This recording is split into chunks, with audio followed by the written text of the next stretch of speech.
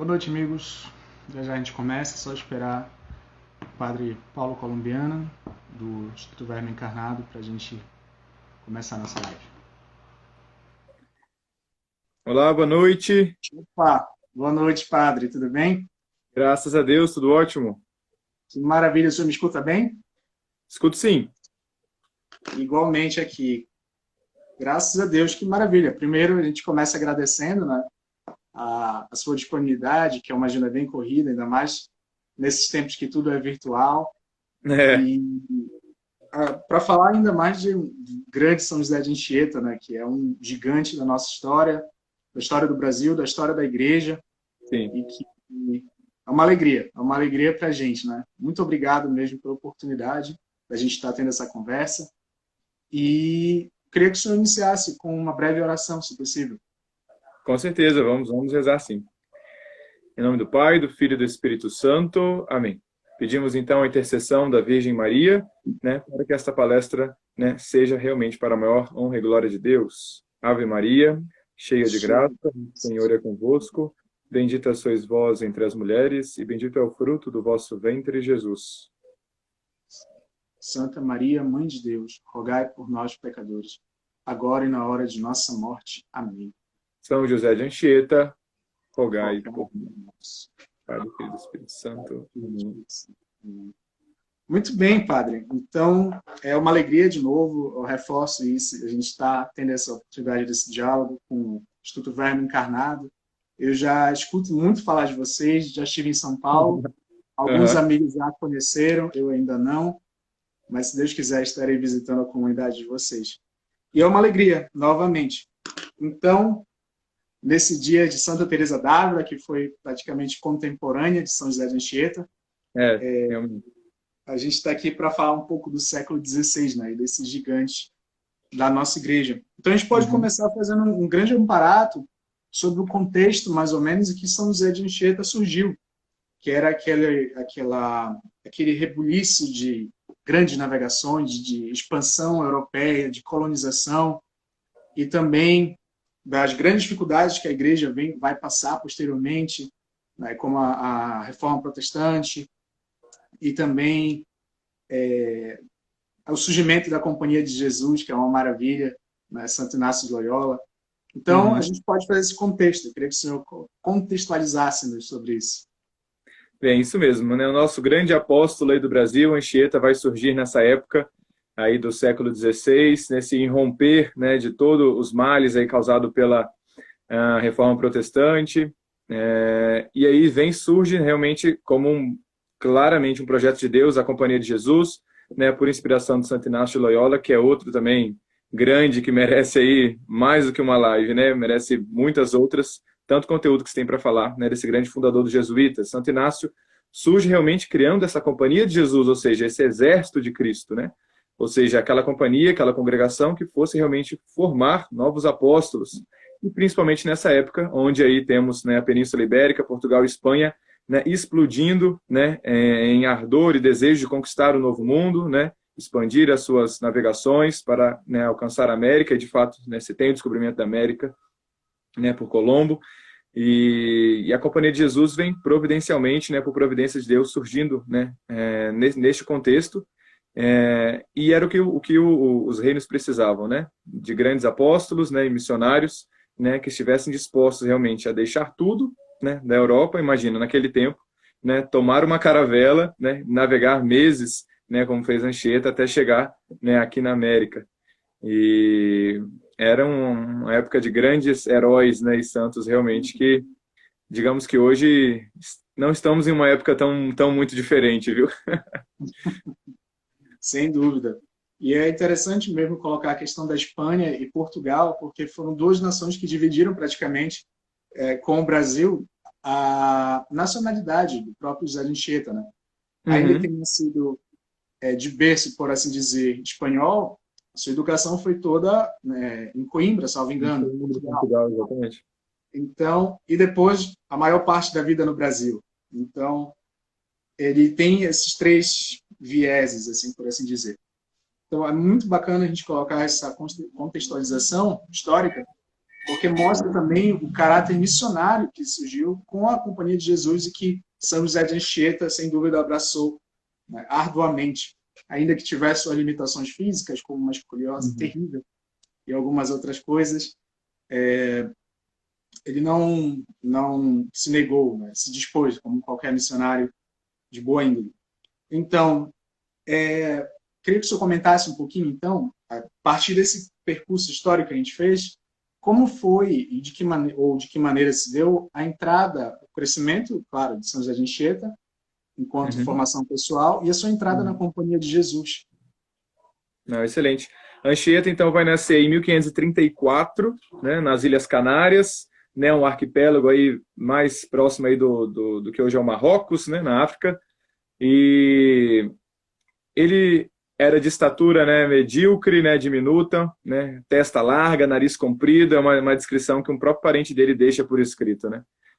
Mas no semblante ele era sempre, né, alegre e amável. Ele já, aos 14 anos, depois de saber ler e escrever, né, alguns princípios de gramática, em companhia do seu irmão mais velho, ele foi enviado, então, ao Colégio de Artes anexado à Universidade de Coimbra. Ele ainda não tinha entrado ainda nos Jesuítas, né, mas vai para Coimbra, aí, sai das Ilhas Canárias, né, viaja, mas vai para Portugal, né, para ir, sim, aperfeiçoar, né, a língua latina e aprender mais, né, sobre as ciências. Né. Com os 14 anos, então, já dá esse primeiro passo missionário na vida de Anchieta. Né. Ele sai das Ilhas Canárias com 14 anos, né, e nunca mais, né, vai retornar para lá. Com os 16 anos, ele faz o seu voto, né, diante da imagem de Nossa Senhora, né, um voto de castidade, né, consagrando realmente toda a sua virgindade, a sua pureza, né, à Virgem Maria, né, com apenas 16 anos. E sim, aos 17, que ele vai ingressar, então, né, como noviço na Companhia de Jesus. Isso já está em 1551. 17 anos, então, ele entra propriamente na vida religiosa, né, no Colégio Jesuítas, né, de Coimbra, né, em Portugal. Maravilha. Aí vai começar toda a formação realmente do que vai ser esse grande apóstolo. Tudo o que Anchieta vai, né, manifestar aqui no Brasil, com todo o seu apostolado, né, vem realmente dessa formação sólida, né, que tinha a Companhia de Jesus naquele então. E é muito bom ver que ele começou a sua jornada, digamos assim, missionária, ainda muito jovem, né? Que comparado com a mentalidade que a gente tem hoje, a gente só deve se desbravar esse mundo missionário depois de velho. Parece que a religião ou a pregação ou qualquer coisa relacionada à vida religiosa ou uma atuação religiosa, ela perpassa só para quem já é idoso. E não só ele, né, como alguns outros grandes santos começaram muito jovens e leigos. E não esperou a vida religiosa para consagrar a própria virgindade, a castidade dele, né, a Nossa Senhora. Então é muito bonito mesmo. Então, após a sua entrada na Companhia de Jesus, né, fundada por Santo Inácio Loyola, que, como o senhor falou, daria uma live muito só para ele, né, mas que não é o foco hoje, herdando, claro, de seu fundador esse ardor missionário, essa disponibilidade, esse desprendimento para ir aonde a igreja, né, precisa que os seus discípulos, os seus filhos, né, migrem. Então, de que maneira se deu a vinda dele para o Brasil, padre? Bem, Anchieta não esperava vir para o Brasil, né, e nem receber uma missão naquele então, né, ainda estava em formação, né, ainda estava aí no noviciado e tudo da companhia, mas, né, pelo seu problema de saúde, né, ele tinha aí essa tuberculose óssea, né, uma escoliose grave, e aqui as terras da América, né, do Brasil, eram conhecidas, né, por serem terras, né, onde o clima, tudo favorecia a recuperação, né, de diversas doenças, né, o Brasil tinha essa fama fora. Então, a partir disso aí, em 1553, né, com 19 anos, que ele vai vir realmente para o Brasil, não propriamente para exercer a missão, mas para se tratar realmente da doença de forma meio natural, né, de acordo com o clima, com todas as especificidades aqui do Brasil. Então, ele chega, né, com 19 anos, né, no dia 13 de julho de 1553, e vai chegar no mesmo lugar onde chegou Cabral, né, lá na Bahia. Só que ele chega aí em Salvador, né, onde ali sim, né, tinha já o colégio também, né, dos jesuítas, na capitania da Bahia. Ela estava recém-fundada, né, apenas 4 anos, né, de fundada a capitania da Bahia, e ali sim ele já vai chegar e já vai começar a estudar, né, a língua dos indígenas, né, que era realmente as almas que acabou, né, pela providência sendo, né, encomendada, né, para os cuidados, né, o zelo pastoral, né, de Anchieta. Apenas com 19 anos então chega, né, aqui no nosso país e no Colégio Jesuítas na Bahia, que hoje, né, tem lá em Salvador, não sei quem teve a alegria ainda de conhecer, mas a atual Catedral Basílica, né, de Salvador, belíssima inclusive, né, Anchieta esteve aí, né, um grande patrimônio aí histórico, religioso, cultural, né, de Uhum. Salvador. Sem dúvida. E é muito. A gente vai ficar repetindo o tempo todo que é muito bonito, porque a história dele, da vida dele e da sua missão é muito bela. Uhum. Então, essa vinda para cá realmente tem aquele vínculo com a ideia de que o Brasil era um paraíso quase curandeiro, pela sua É. praia, pelas suas coisas, sua beleza, a sua pegada mais rústica, por ser algo Uhum. novo, né? Uhum. Então, se tinha a ideia de que o Brasil era quase um paraíso na Terra. E São José de Anchieta se defronta com a realidade também da necessidade de catequização dos povos indígenas, né? Exatamente. Que por isso ele que muito de forma muito louvável se dispôs e aprendeu, né? E não só aprendeu como criou o primeiro, salvo engano, o primeiro dicionário da língua tupi, né? Sim, Para a sim. língua latina. Gramática aí, né? Então, Exatamente. isso, então é muito louvável esse empenho dele. Não só isso, a Companhia de Jesus também visava tratar os índios de uma maneira mais humana, né? Que Uhum. ainda era dúbio a forma como da forma como lidar com os índios à época. De qualquer forma, na vinda para o Brasil, como foram as iniciativas de São José de Anchieta para começar, de fato, o trabalho apostólico dele aqui? Cara?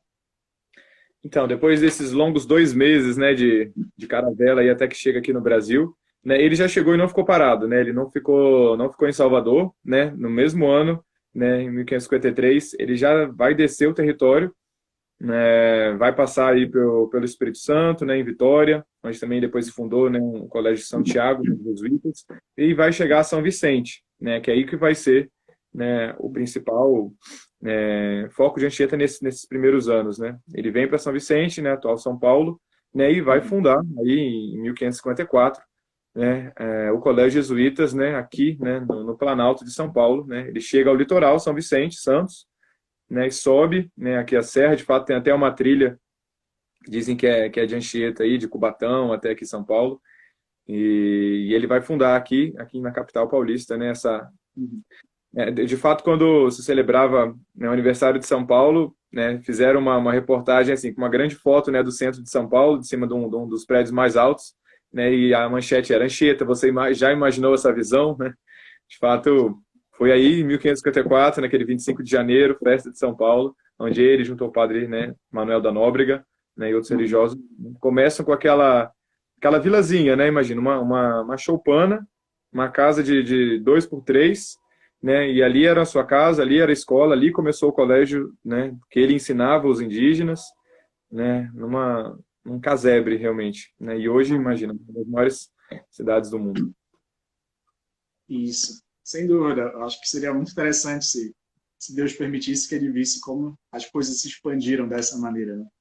Uhum, E, uhum. e assim, na vinda para o Brasil, nessas missões, ele também tinha tempo para escrever muito. Sim. Então, Ele já começa fazendo esses estudos da língua indígena para poder criar essa gramática, né, porque ele via como uma forma realmente de evangelização. Ele tinha que falar a língua dos indígenas. Né? Esse é o primeiro desafio do missionário, falo por mim mesmo, é aprender a língua, né, da sua terra de missão. uhum, E aí ele começa não só fazendo a gramática, né, mas também várias peças de teatro. Né? Por isso Anchieta é o fundador realmente da literatura, né, o primeiro poeta e dramaturgo, né, brasileiro, né, fundador da literatura brasileira, né, não só com a gramática, mas também com várias peças de teatro que ele foi fazendo e escrevendo, né, levando aí em conta a história dos santos, né, de Nosso Senhor, de Nossa Senhora, né, e envolvendo também a realidade ao qual viviam os indígenas, com todas esse politeísmo também que eles viviam, né, Anchieta enquadrava isso tudo, né, no âmbito como demônios e tudo, nos enredos, né, dos autos que ele escrevia, e com isso os índios aprendiam demais, assim, era uma forma de evangelização tremenda, né, através dos autos, dos teatros, né, que eram feitos, né, em 1561, né, o Alto da Pregação Universal, também um dos mais famosos aí de Anchieta, e muitos outros, né, o Alto do Padre Pero Dias, né, Santa Isabel da Visitação, enfim, vários outros que realmente fizeram a diferença, fundaram o teatro brasileiro, fundaram a literatura brasileira e evangelizaram, né, o que é digamos assim, o ponto-chave, né, desse apostolado de Anchieta, não só fazer uma peça de teatro, não só fundar a literatura, mas com isso evangelizar, né, ou seja, Anchieta reconhecendo a cultura brasileira, né, vendo a realidade dos indígenas, mordendo essa realidade, né, soube realmente purificar, né, isso que eles viviam, purificar tudo que tinha de mal, realmente evangelizá-la e purificando, elevando-a realmente nessa cultura a Deus. Né? Anchieta é o purificador, o evangelizador realmente da nossa pátria, de toda a cultura, né, brasileira. Isso. E o que era interessante é que os teatros, se você pegar hoje alguns exemplares, eles são bilíngues, eles têm em português e estão na língua tupi também. Então é muito interessante esse trabalho que ele fez, como o senhor disse, trazendo essa realidade do povo indígena para que ficasse mais fácil de apreensão por eles. E nesse contexto, a gente pode falar que ele, de fato, concebeu uma enculturação de forma bem sucedida, né? E sem excessos e sem desvios até da própria doutrina, porque é difícil, é uma linha tênue você propor uma enculturação que não de fato não se perca para um lado ou para o outro. Não, e o que é o trabalho inverso que faziam, por exemplo, os franceses que quiseram, né, invadir aqui o Brasil, no Rio de Janeiro, em outras regiões também, né, daí que você teve, inclusive, a fundação, né, do Rio de Janeiro, na Baía de Guanabara, com a Batalha de São Sebastião. Mas os franceses vinham e realmente domavam os índios, né, pela violência, né, e os tamoios, principalmente, que era uma tribo bem violenta, né, ele, em vez deles realmente purificarem tudo, pelo contrário, né, estimulavam, né, essa postura violenta, canibalista, agressiva, né, dos indígenas, né, para fortificar o seu exército, né, tentando aí dominar, né, certas regiões do país. Né, e Anchieta vai trabalhando contra isso, né, totalmente contra, né, pela pacificação dos indígenas, pela evangelização dos indígenas, né, pelo cuidado até do próprio território nacional, um sentido pátrico, né, pátrio muito, muito grande, né, de Anchieta também. E, de fato, essa disputa, né, com os indígenas fez com que Anchieta ficasse, inclusive, de refém por 4 meses, né, em Peroígue, aqui no litoral de São Paulo, né, pela tribo dos Tamoios. Foi um período bem difícil, que ele ficou como refém para apaziguar aí essas disputas entre Tamoios e Tupis, né, os Tamoios sempre aliados aí aos franceses, os Tupis aliados aos padres. E ele fica aí 4 meses de refém, né? Os tamoios tentam tentá-lo, levando índias e tudo, né? Para Oca, onde ficava Anchieta e tudo, né? E o seu testemunho, né? De austeridade de vida, né? Pelos seus votos que vivia, né? Excelentemente bem, como um religioso perfeito, né? Anchieta ia convertendo realmente os outros índios, né? Pelo seu próprio testemunho. É aí, inclusive, né? Quando ele fica de refém nesses 4 meses, né? Em 1563, né, em Peruíbe, que ele escreve esse poema a Nossa Senhora, né, agradecendo a Virgem Santíssima pela graça dele ter suportado as tentações, né, passado por esse tempo, né, de cativeiro, né, pelos tamoios e tudo ter ocorrido bem. Né, ele escreve aí nas areias da praia, né, o maior poema já feito, né, a Virgem Santíssima. Que maravilha, é um belíssimo testemunho. E dessa sua fala a gente pode aprender 2 coisas. A primeira é, de fato, o contexto pela briga territorial no Brasil, pelos colonos de maneira geral. A gente pode recordar até que, creio que 2 semanas atrás, mais ou menos, a gente lembrou dos mártires do Brasil, ali do Nordeste, de Natal, daquela região, no qual os holandeses instigaram e acabaram assassinando alguns missionários e também leigos, né, de maneira muito... Sim, Mateus Moreira, né, Padre André, isso lá dos mártires exatamente. E é como o senhor falou, é o oposto do que São José de Anchieta fazia. Pelo contrário, ele tentava de maneira, como o senhor muito bem colocou, pacificar tudo, sem que recorresse à violência ou algo nesse sentido. E em relação ao poema Virgem, né, a gente pode recordar a grande devoção mariana que todos os santos têm em comum. Né? São José de Anchieta não foi diferente nesse sentido, nem poderia ser. Então, é muito belo ver que um missionário engajado em causas que, para a gente, a grosso modo, não parecem religiosas, como educação, cuidado, mediação de conflito, parece uma mediação mais política, né? Uhum. Religiosa. E hoje, que é tão difícil a gente desassociar uma coisa da outra de maneira benéfica, né? Não que uma coisa esteja essencialmente separada da outra, Uhum. mas é muito belo ver como São José de Anchieta conseguiu, de maneira sem falhas, abraçar isso e, de fato, concretizar. E não se esquecer, como a gente está bem falando, da Virgem Maria, né? Então, se o senhor puder, eu queria que o senhor comentasse um pouco mais da devoção dele à Virgem Maria. Bem, isso aí, a Anchieta realmente levou uma vida, né, de muita intimidade, né, com Nossa Senhora, já desde os seus 16 anos, quando fez aí o seu voto de castidade. A Anchieta já tinha, né, realmente essa noção, né, da pureza da Virgem Santíssima e de como ele também na sua vida deveria corresponder, né, a isso, né, a sua vocação, né, também almejando viver uma pureza, né, tão imaculada, digamos assim, como foi, né, a da Virgem Santíssima. Então, ao longo de sua vida, a Anchieta sempre vai realmente valorizar, né, essa devoção, né, vai sempre recorrer a Nossa Senhora, né, ele rezava até, né, vós, ó Virgem Santíssima, né, que me velou intacto o corpo e a alma, vós vos louvo, agradeço, enfim.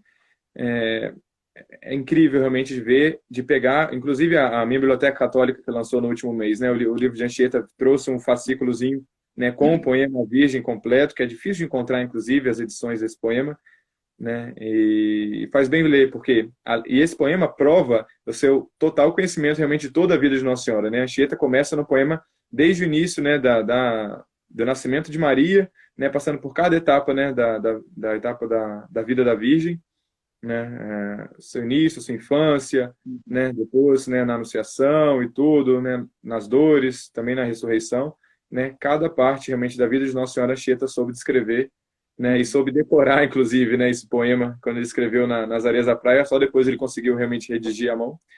É uma prova realmente de todo esse conhecimento, de todo esse amor, de toda essa devoção que ele tem e que é exemplo para nós de ter também, né, de cultivar também muito mais. Né, Anchieta, eu diria que foi o primeiro devoto de Nossa Senhora Aparecida. É uma boa colocação, de fato. E ainda nessa pegada da missão no Brasil, né, a gente podia falar um pouco da sua missão dupla, enquanto educador e evangelizador ao mesmo tempo. Uhum. Que não se restringiu apenas a São Paulo. Né? Se a gente for olhar a vida e a missionariedade desde dentro do Brasil, ele foi de um lado para outro, praticamente, né? Contornando o Sim. litoral brasileiro e adentrando um pouco também. Então, Anchieta é realmente o apóstolo do Brasil, né? uhum, Ele fica aí alguns anos como superior do reitor do colégio aqui de São Paulo, onde ele fundou. Mas depois, logo vai ser superior do Rio de Janeiro, vai ser superior no Espírito Santo, vai ser provincial também, né, por 11 anos, né, da Companhia de Jesus no Brasil, com a sede em Salvador. Então, era constante, assim, a sua movimentação, né, de Salvador até aqui São Paulo, né, imagina, não sei nem dizer quantos mil quilômetros são isso, sei lá, 5 mil quilômetros, talvez. Era constante, né, essa trajetória, né, de Anchieta. De fato, até no Espírito Santo tem o que a gente, eu sou capixaba, a gente chama de Pastos de Anchieta, né, que é esse percurso de 100 quilômetros, né, que ele desenvolveu aí, que ele fazia sempre entre o colégio, né, de São Tiago, que ficava em Vitória, na capital, e a aldeia de Heritiba, onde ele escolheu morrer, né, e gostava muito de viver. Né, então, esse trajeto de 100 quilômetros é repetido todos os anos, né, pelos peregrinos, né, em memória, né, dessas andanças, né, do grande apóstolo do Brasil. sem dúvida. E uma coisa que a gente tem que ter noção é que a nossa mentalidade de deslocamento, de distância, a gente sempre vincula a um carro ou a um avião. Imagino. Imagina fazer isso na época, né? Sim. Praticamente tinha uma limitação enorme de meio de transporte. Ou era animal ou era a pé mesmo, né? Como a Não, e daí própria... que vem também o que dizem de Anchieta também dos seus dons místicos aí, né? Dessa a bilocação ou essa andar, né? Com certa suavidade e rapidez, né? Porque era tanto os percursos que ele, né, andava que você fala, tem que ter algo sobrenatural nisso aí, né? Sem dúvida. E muitos santos, eles possuem esse dom extraordinário de andarilho, né? Digamos assim. Uhum, exatamente. São José Maria andava muito, São Paulo andava muito, e muitos outros grandes santos, né, andavam distâncias extraordinárias e pareciam, né, de modo algum, ficar fatigados. Pelo contrário, É. parecia que aquela andança os revigorava ainda mais, Uhum, né, para a sua exatamente. missão.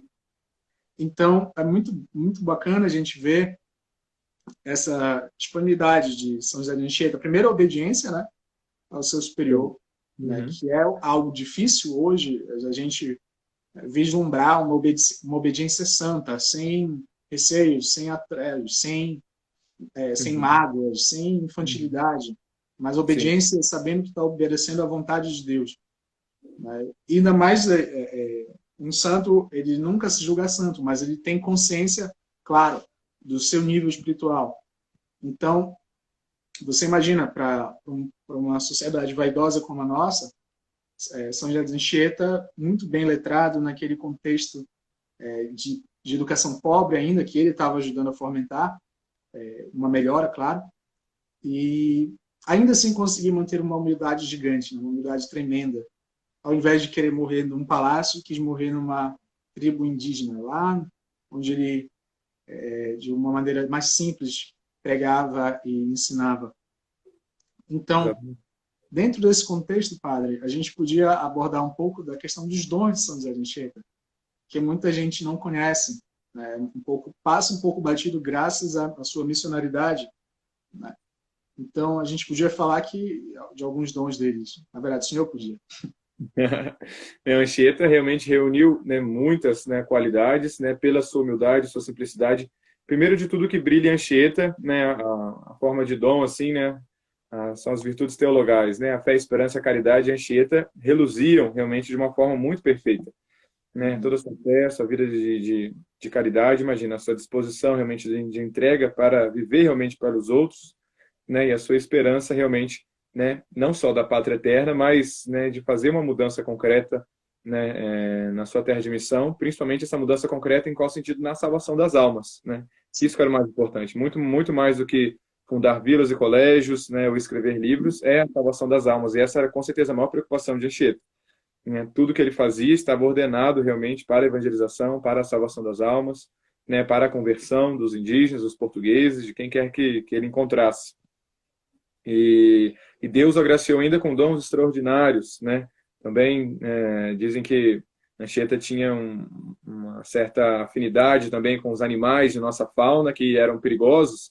De fato, em uma de suas cartas, é bonito de ver como que ele descreve, né, a fauna, a flora brasileira, muito assim, abismado, encantado, né, escrevendo, imagina, para Portugal, uma realidade totalmente diferente, né, ele escrevendo para o superior, né, dos jesuítas, e ele conta aí de cobras gigantescas, né, da anta, né, de onça, de vários animais assim que são próprios aqui, mas que nunca tiveram realmente nenhum problema assim, né, na sua caminhada, né? Anchieta teve essa fortaleza, né, de saber viver realmente na penúria, né? Viveu a pobreza como ninguém também, né? Já na fundação do Colégio de São Paulo, né, o frio aqui que faz aqui em São Paulo, né? E quem é daqui sabe, essa terra da garoa, que no inverno realmente esfria muito, que dirá naquele então, no meio de uma floresta, né? Sem possibilidade nenhuma. Então, a fogueira era o seu cobertor, né? O seu leito era o chão de folhas, e ali estava Anchieta. De fato, até no pátio do colégio, aqui no museu, a gente pode ver a batina, né, que ele usava, um grande casaco robusto, grosso, né, de tecido pesado, né, e a Anchieta, assim, vivia e com muita alegria, né, com muito gozo realmente espiritual, né, disso tudo, né, ver uma prova como é realmente um dom de Deus, saber viver essa proveza pobreza nesse grau heróico, né, digamos assim. Obediência, com certeza, né, reluzindo aí Anchieta, sempre submisso aos seus superiores, de fato, até no final de sua vida, depois, né, de já ter sido superior geral, né, superior provincial aqui do Brasil, superior de várias outras missões, né, andar o Brasil inteiro, né, ele ainda se submete, né, ao superior, né, sobre o local onde ele deveria missionar, né, e o superior, né, muito benevolente, né, pede que ele mesmo escolhe, né, um local onde ele iria, né, terminar os seus anos de sua vida, né, e ele sempre quis, né, estar submisso, né, ao superior, né, a vida religiosa nem Anchieta. E a castidade, a pureza, nem falar, né, desde por volta de 16 anos, como a gente comentou, né, muito mais aí pelo tempo que ele passou de refém, né, em Peruíbe, aí, graças a Nossa Senhora, e a sua devoção à Nossa Senhora está totalmente ligada, né, a essa vida de pureza, né, que resplandeceu em Chieta. Mas também, não só isso, que é o fundamental, né, a sua fé, esperança, caridade, a sua pobreza, castidade e obediência, mas, né, alguns dons extraordinários e místicos aí que também teve, né, Anchieta, né, contam-se muitos casos, muitas histórias, e uma delas, por exemplo, que Anchieta, né, estava à beira do mar, né, acabou caindo realmente na água, só que estava na hora de rezar o breviário, e Anchieta estava lá no fundo do mar, né, rezando o breviário, cumprindo, né, a hora canônica, né, dentro da água, no fundo do mar, sem se afogar, sem conseguindo respirar, imagina.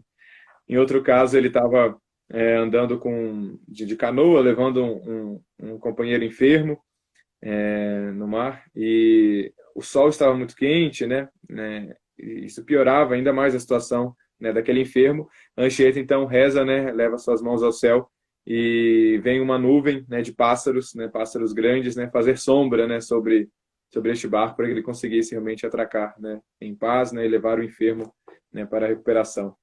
E muitas outras histórias aí de Anchieta que realmente extraordinário, viu? Sim, sem dúvida. Esses dons extraordinários sempre acabam cativando a gente, né? Porque é tão Chama muita absurdo, atenção, né? digamos assim, que chega até a ser engraçado algumas coisas. Eu me recordo, salvo engano, o padre Paulo Ricardo comentando que ele teria o dom que se chama dom de Adão, que ele poderia meio que ter um comando sobre os animais. Em algum momento apareceu uma serpente, alguma coisa, e as pessoas ficaram com medo e ele simplesmente Uhum. disse para ir embora. E a serpente obedeceu. Né?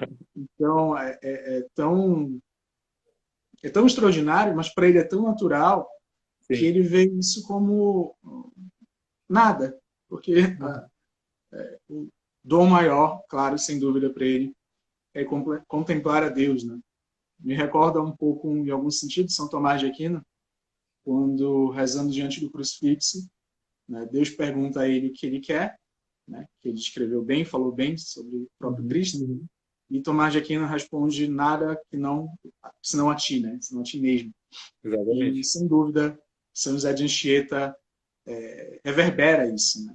Quando Deus, de fato, o presenteia com algo, ele não pede, sem dúvida nenhuma, nada que o próprio Cristo, né, e o amor da mãe, da Virgem Maria, que o valeram naquele momento de dificuldade. Então, passando para a parte já final, a gente pode falar um pouco da morte, né, e depois da sua canonização. O senhor já Sim. adiantou um pouquinho falando que ele mesmo foi lhe dado, na verdade, a permissão. Até Isso. isso ele se submete numa obediência santa, né, da onde ele deveria ser enviado já no final da sua vida, né, para uma aldeia de escolha dele. Né? Ele quis ir para aquela missão, para morrer Exatamente. ali.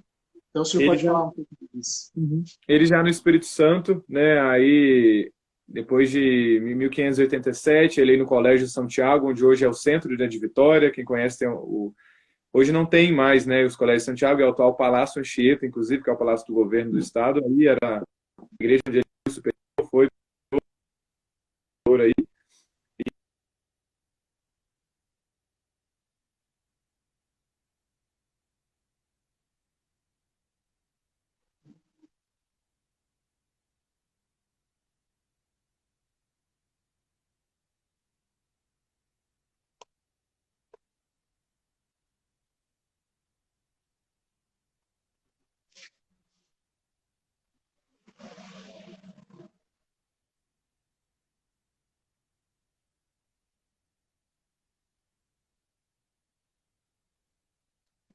Oi, tá.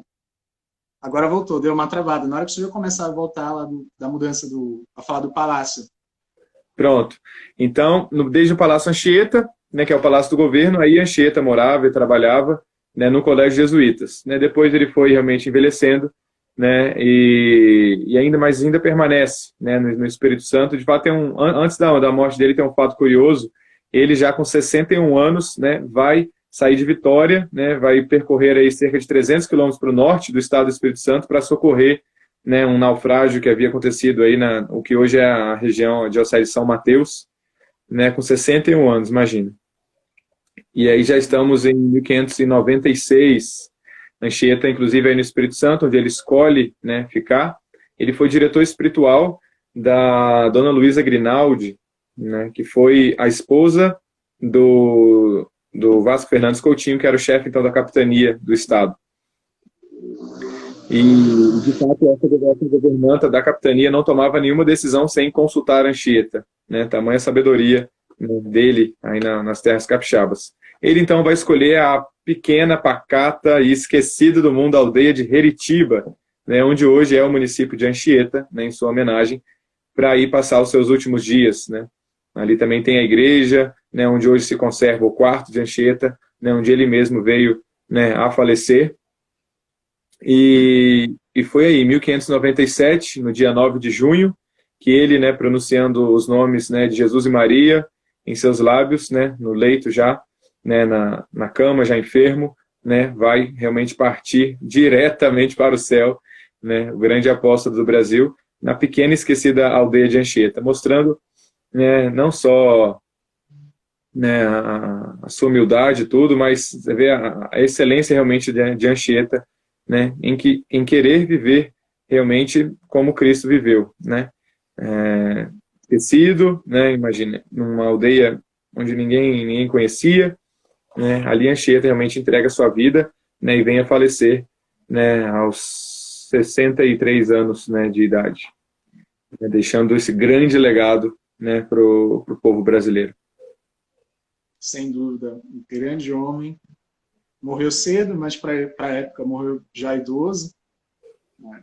Um ar de Com santidade, né? certeza.